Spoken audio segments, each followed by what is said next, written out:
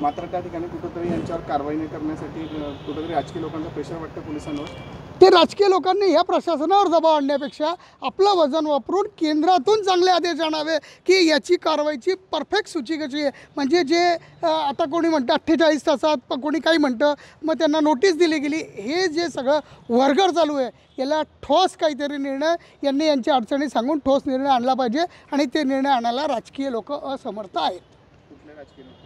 जे कोणी त्यांना पाठबळ देत आहेत सत्ताधारी, तेच लोक त्यांना पाठबळ देणं, सत्ता असल्यावर ते त्यांना समर्थन द्यायला किंवा नोटिफिकेशन आणायला असमर्थ ठरत आहेत। ही मोठी शोकांतिका आहे। जळगावात 7 लोकांकडे व्हिसा नाही आहे परमनंट, तर त्याच्यावर प्रशासन गोंधळलेलं आहे। नेमकं काय करावं हे प्रशासनाला कळत नाही आहे। काही राजकीय लोक त्याला समर्थन करतात की ते पाकिस्तानी हिंदू आहेत, त्यांना इथे राहू दिलं पाहिजे, तिथे त्यांना त्रास आहे। याच्यावर कोणत्याही पक्षाचं दुमत असण्याचं कारण नाही। पण यांनी जर यांची राज्यात आणि केंद्रात सत्ता आहे तर शासनाने इथून त्यांना दिल्लीला किंवा कुठेतरी एका ठिकाणी जमवून बसवलं पाहिजे आणि त्याच्या बाबतीत गृहमंत्रालयाकडनं एक वेगळे आदेश पारित करून आणले पाहिजेत।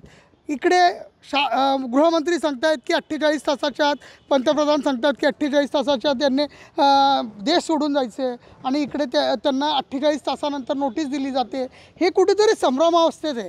याच्यावर कुठेतरी ठोस निर्णय होण्याची गरज आहे आणि प्रशासन याच्यामुळे गोंधळलेलं आहे। मला असं वाटतं राजकीय लोकांनी प्रशासनाला बळी पाडण्यापेक्षा त्यांनी आपल्या पदाचं, आपल्या असलेल्या पक्षाचं वजन वापरून त्या लोकांसाठी, ते हिंदू आहेत हे जर त्यांचं म्हणणं आहे आणि त्यांना न्याय भेटला पाहिजे, तर त्याच्यासाठी सगळ्या भारतभर जी ही परिस्थिती गोंधळलेली आहे त्याच्यासाठी एक स्वतंत्र GR काढला पाहिजे आणि तो GR लागू केला पाहिजे, जेणेकरून प्रशासन पण अडचणीत येणार नाही आणि त्या लोकांच्या मनातली भीतीसुद्धा संपुष्टात येईल। म्हणून आता जे काही प्रकार चालू आहे हा सगळा गोंधळलेला प्रकार आहे। याच्यासाठी राजकीय लोकांनी प्रशासनावर दबाव आणण्यापेक्षा आपल्या राजकीय पदाचा फायदा घेऊन वरतून काहीतरी चांगले आदेश आणावे अशी आमची मागणी आहे। तुमचा आदेश होता की 48 तासामध्ये शॉर्ट टर्म विजावर लोक आलेले आहेत पाकिस्तानातून, त्यांनी तात्काळ देश सोडायचा असा आदेश असताना पण 3 दिवसापासून 7 लोक पाकिस्तानी जळगावमध्ये राहत आहेत, ते शॉर्ट टर्म विजावर आहेत।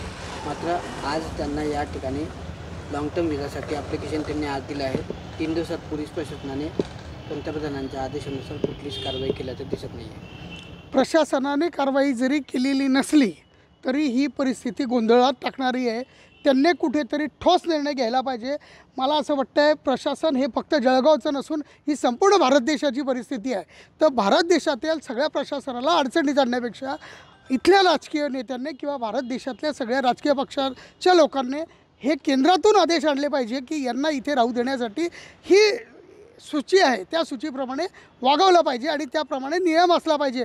पण हे सगळ्यांना गोंधळात टाकून जो काही प्रकार चालू आहे हा निंदनीय प्रकार आहे। याची कुठेतरी नीट अंमलबजावणी होणं गरजेचं आहे आणि जर प्रशासन 48 तास प्रशासनाला दाखवले, मग ते ज्यांनी कारवाई केली नाही त्यांच्यावर कारवाई करणार आहे का?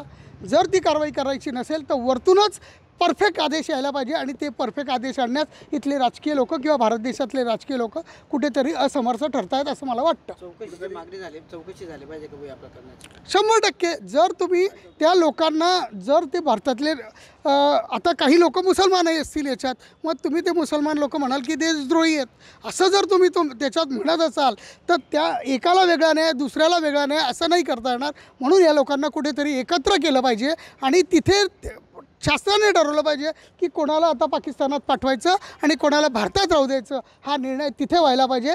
पण इथून अंमलबजावणी होणं गरजेचं आहे, याला डिले करता कारण नाही, कारण हा देशाच्या संरक्षणाचा आणि अस्मितेचा विषय आहे।